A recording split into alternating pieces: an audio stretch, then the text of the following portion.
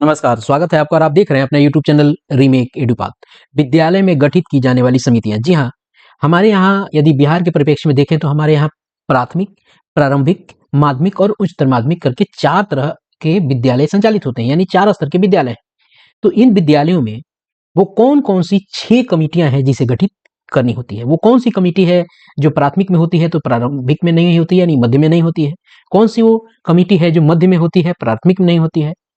और वो कौन सी कमेटी है जो उच्च माध्यमिक में होती है, उच्चतर माध्यमिक में होती है, लेकिन प्राथमिक और मध्य विद्यालय में नहीं होती है। इन सारी बातों की जानकारी इस वीडियो के माध्यम से हम आपको पहुंचाने जा रहे हैं। तो चलिए वीडियो को शुरू करते हैं। और वीडियो को शुरू करने से पहले आपसे आग्रह करेंगे, पहली बार चैनल पे हैं तो चैनल को सब्सक्राइब कीजिए। कंटेंट पसंद आता है तो लाइक शेयर जरूर करें। मैं इसी तरह से टेक्निकल चीजें आप लोगों के लिए लेके आता रहता हूं। तो इन सारी चीजों के लिए, विद्यालय शिक्षा से संबंधित टेक्निकल और तकनीकी बातों के लिए आप हमारे साथ जरूर जुड़े। अभी तक नहीं जुड़े हैं तो अभी सब्सक्राइब कीजिए और कंटेंट के साथ जुड़िए। आगे बढ़ते हैं और देखते हैं कि कौन कौन से वो 6 कमिटियां हैं जिसका जिक्र मैं करने जा रहा हूं इस वीडियो के माध्यम से। पहला, विद्यालय शिक्षा समिति अथवा विद्यालय प्रबंधन एवं विकास समिति। अगर इसको ध्यान से देखा जाए तो विद्यालय शिक्षा समिति यह एक चीज हो गया, अथवा विद्यालय प्रबंधन एवं विकास समिति या तो यह या तो यह। अब ध्यान देने वाली बात है, ये जो वीएसएस है या एसएमसी या एसएमडीसी, ये आखिर गठित कहाँ-कहाँ होती है? चलिए पहले इसको देख लेते हैं, आगे पढ़ते क्या है? प्रारंभिक विद्यालयों में विद्यालय शिक्षा समिति यानी वीएसएस का गठन होता है। तो पहले समझना जरूरी है कि प्रारंभिक किसे कहते हैं। आपको मैं यहाँ बताता चलूं कि एक होता है प्राथमिक और एक होता है आपको प्रारंभिक। विद्यालयों की बात मैं कह रहा हूं, ये प्राथमिक विद्यालय एक हो गए और एक हो गया आपका प्रारंभिक विद्यालय। अगर प्राथमिक विद्यालय की बात की जाए तो प्राथमिक विद्यालय 1 से 5 को प्राथमिक विद्यालय कहते हैं, जिसको अंग्रेजी में हम प्राइमरी स्कूल कहते हैं। और एक हो गया प्रारंभिक विद्यालय। प्रारंभिक विद्यालय को अंग्रेजी में एलिमेंट्री स्कूल कहा जाता है और उसको जो अगर बांटा जाए तो 1 से लेके 8 तक के प्रारंभिक विद्यालय कहे जाते हैं। यही बात उठता है मध्य विद्यालय। तो मध्य विद्यालय किसे कहते हैं? मध्य विद्यालय आपको 6 से लेके 8 तक के मध्य विद्यालय कहेंगे। और 6 से 8 तक के विद्यालय जिलों में, किसी किसी जिलों में देखा जाए तो 4-5 गिनती के उंगली पे गिनने वाले होते हैं। तो बेसिकली विद्यालय हमारे यहाँ होते हैं प्राथमिक या प्रारंभिक, अगर 1 से 8 तक की व्यवस्था देखा जाए। ऊपर अगर जाया जाए तो आपको होता है माध्यमिक और एक होता है उच्चतर माध्यमिक। माध्यमिक का मतलब 9 से 10 और उच्चतर माध्यमिक का मतलब आपको 11 से लेके 12। अब जब उच्चतर माध्यमिक कोई विद्यालय अगर होगा, वहां ध्यान दीजिएगा 9 से लेके 12 तक की पूरी पढ़ाई होती है, जैसे प्रारंभिक में होती है। अब आगे चलते हैं। यहां कहा गया है कि वीएसएस जो है ये प्रारंभिक विद्यालयों में गठन इनका किया जाता है, यानी अगर कोई विद्यालय प्राथमिक है वहां भी विद्यालय शिक्षा समिति का गठन किया जाएगा, और अगर प्रारंभिक विद्यालय है 1 से 8 तो वहां भी इसका गठन आपको किया जाएगा। क्लियर है? आगे कहा गया है तथा माध्यमिक उच्च माध्यमिक विद्यालयों में विद्यालय प्रबंधन समिति, विद्यालय प्रबंधन एवं विकास समिति का गठन या पुनर्गठन करने का उद्देश्य विद्यालय के संचालन, प्रशासन और विकास में अभिभावकों और समुदाय की भागीदारी सुनिश्चित की जा सके।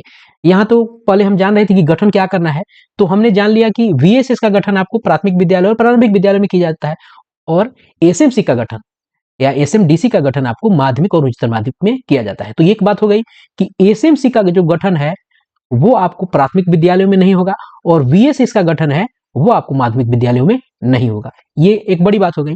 और यहाँ बताया गया है कि एसएमसी और एसएमडीसी और वीएसएस का गठन क्यों किया जाता है, क्योंकि सामुदायिक भागीदारी जरूरी है विद्यालयों के आपको उत्तरोत्तर विकास के लिए। आगे कहा भी गया है कि सरकारी विद्यालयों में शिक्षा की गुणवत्ता उत्तम व बेहतर हो सके, छात्रों को अच्छा वातावरण व अध्यापन का माहौल मिल सके, और स्थानीय समुदाय की भागीदारी के साथ शिक्षक और अभिभावक एक साथ मिलकर विद्यालय में सर्वांगीण विकास के लिए काम कर सके। इसके लिए इन दोनों समितियों का गठन किया जाता है। यहाँ हम लोगों ने वीएसएस और एसएमसी और एसएमडीसी की बात समझ लिए कि ये कहाँ और किस तरह से गठन किया जाता है। अब आता है बात बाल संसद की। जी हाँ, बाल संसद। ये बाल संसद सब जगह इसका गठन होता है। बाल संसद की बात करें तो यहाँ क्या कहा गया है कि प्रारंभिक विद्यालय, प्रारंभिक से मतलब समझ गए 1 से 8 विद्यालय में नामांकित छात्र छात्राओं द्वारा बाल संसद का गठन समुचित शैक्षणिक वातावरण के निर्माण एवं छात्र छात्राओं के समग्र विकास के उद्देश्य से किया जाता है, और इसके मंत्रिमंडल में 12 सदस्य होते हैं। ये बाल संसद कहाँ होता है? 1 से 8 के विद्यालय में होता है, या तो वो 1 से 5 का होगा, या 6 से 8 का विद्यालय होगा, या 1 से वो 8 का विद्यालय होगा। तो बाल संसद माध्यमिक विद्यालय में इसकी कोई परिकल्पना नहीं है। बाल संसद की परिकल्पना केवल प्रारंभिक विद्यालयों में है। तो और इसकी पूरी जानकारी में एक अलग वीडियो बना दूंगा। अगर आप चाहेंगे तो कमेंट बॉक्स में जरूर लिखिएगा, मैं पूरा डिटेल बना दूंगा, कितने दिन पर इसकी मीटिंग होती है, कौन कौन क्या काम करता है, बाल संसद कैसे इन्वॉल्व होता है विद्यालयों के दैनिकी में, उसके लिए पूरा एक मैं वीडियो बना दूंगा। इसमें जोड़ूंगा तो लंबा हो जाएगा। चलिए जरा हम मंत्रिमंडल को देख लेते हैं। 2 लोग यहाँ हो गए, प्रधानमंत्री और उप प्रधानमंत्री, शिक्षा मंत्री और उप शिक्षा मंत्री। इस उप शिक्षा मंत्री को जानना बड़ा जरूरी है। शिक्षा मंत्री लड़का या लड़की कोई हो सकता है, लेकिन उप शिक्षा मंत्री के साथ एक बड़ा आपको क्लू है और एक बड़ी बात है। उप शिक्षा मंत्री आवश्यक रूप से लड़की ही होगी, जिसे मीना मंत्री कहा जाता है।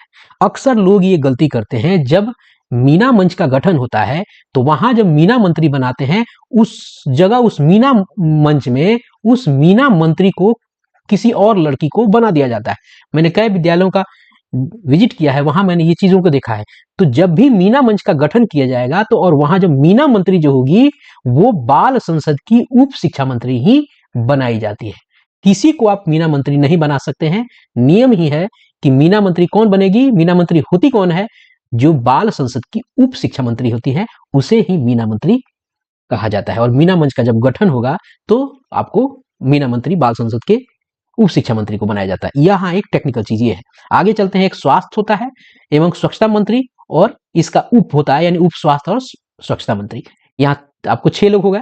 जल एवं कृषि मंत्री, और इसका ही एक उप मंत्री होता है, 8 हो गए। उसके बाद पुस्तकालय एवं विज्ञान मंत्री, और इसका उप मंत्री हो गया, 10 हो गए। सांस्कृतिक एवं खेल मंत्री एवं उप सांस्कृतिक और खेल मंत्री, ये आपको 12 हो गए। इस प्रकार बाल संसद में 12 सदस्य होंगे, एक प्रधानमंत्री और एक उप प्रधानमंत्री के अलावा 5 मंत्री और 5 उप मंत्री हैं। यहां मैंने मीना मंच के बारे में बता दिया कि मीना मंच का जब गठन होगा तो उस गठन में मीना मंत्री कौन कहा जाएगा। बाल संसद माध्यमिक में नहीं होते हैं, प्रारंभिक में ही बनाए जाते हैं। अब बात आती है मीना मंच की। अब ध्यान दीजिएगा, मीना मंच और किशोरी मंच। मीना मंच प्रारंभिक विद्यालय और किशोरी मंच माध्यमिक उच्च माध्यमिक विद्यालय में बालिकाओं के लिए एक ऐसा मंच है जो उन्हें अपनी बात को खुलकर कहने के लिए अवसर देता है। यह बालिकाओं को शिक्षा से जोड़ने, नियमित विद्यालय आने और लिंग आधारित भेदभाव के प्रति सजग रहने के लिए प्रोत्साहित करता है। परोक्ष रूप से बालिकाओं में आत्मविश्वास का विकास, समस्याओं का समाधान ढूंढने का कौशल एवं नेतृत्व क्षमता जैसी मूलभूत जीवन कौशल का विकास करने का अवसर देता है। अब यहाँ कुछ टेक्निकल बातें हैं, और टेक्निकल बातें क्या है? पहले ये तो स्पष्ट हो गया कि मीना मंच है और एक किशोरी मंच है। किशोरी मंच स्पष्ट हो गया कि माध्यमिक के लिए होता है। किशोरी मंच माध्यमिक के लिए होता है। किशोरी मंच आपको मध्य विद्यालय यानी 9वां से नीचे नहीं होगा। किशोरी मंच जब बनेगा तो 9 से 12 के लिए बनेगा। अब बात आई मीना मंच की। मीना मंच आपको प्रारंभिक विद्यालयों में कहा जा रहा है, जो विद्यालय 1 से 8 है वहां, या वो विद्यालय 6 से 8 हो वहां बनेगा।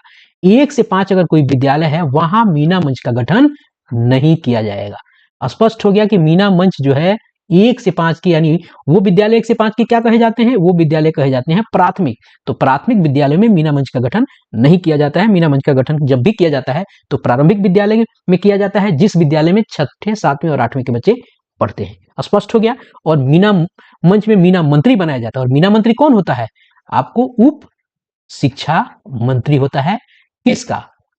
वो बाल संसद का। स्पष्ट हो गया। तो मीना मंत्री कौन होगा?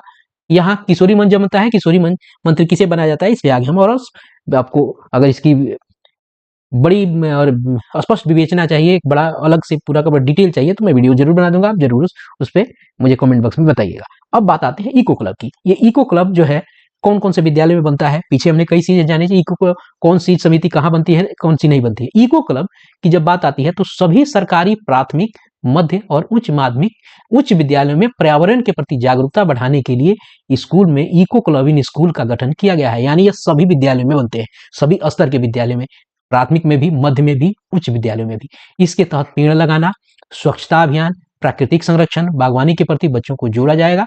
यह छात्रों को एक दूसरे के साथ सहयोग करने और अधिक से अधिक सीखने का मौका प्रदान करता है। इससे अपने विद्यालय के पर्यावरण को बेहतर बनाने में सहायता मिलती है। विद्यालय में इको क्लब पर्यावरण शिक्षा गतिविधियों का केंद्र होता है।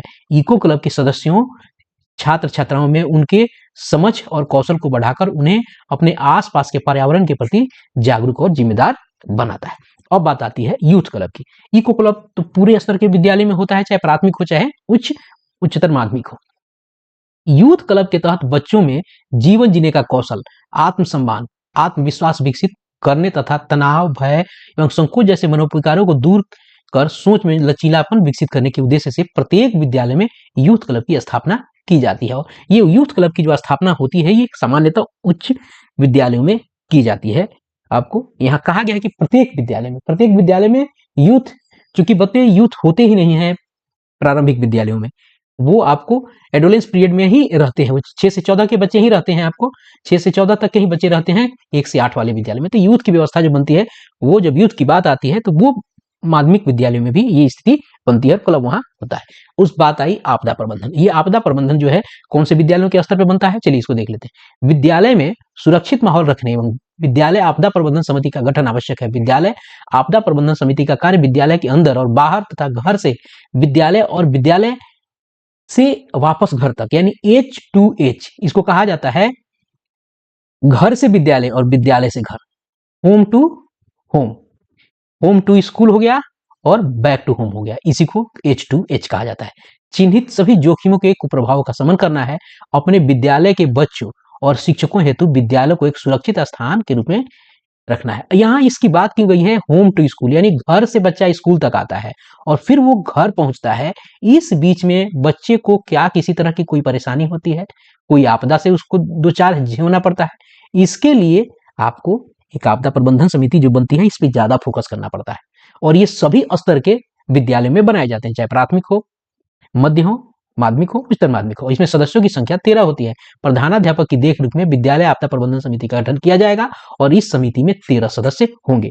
और ये समिति कैसे बनती है इसके लिए मैंने वीडियो इसके पहले बना के रखा हुआ है, आप जाके उसे देख लें। मुख्यमंत्री आपदा प्रबंधन की स्थिति है वो है। तो इस तरह से हमने इस वीडियो के माध्यम से विद्यालय में बनने वाले कमेटियों के बारे में जाना। तो यदि वीडियो पसंद आया तो लाइक शेयर जरूर करेंगे। मिलते हैं जल्दी ही इसी तरह के कंटेंट और इन्फॉर्मेशन के साथ। अपना ख्याल रखें। जय हिंद।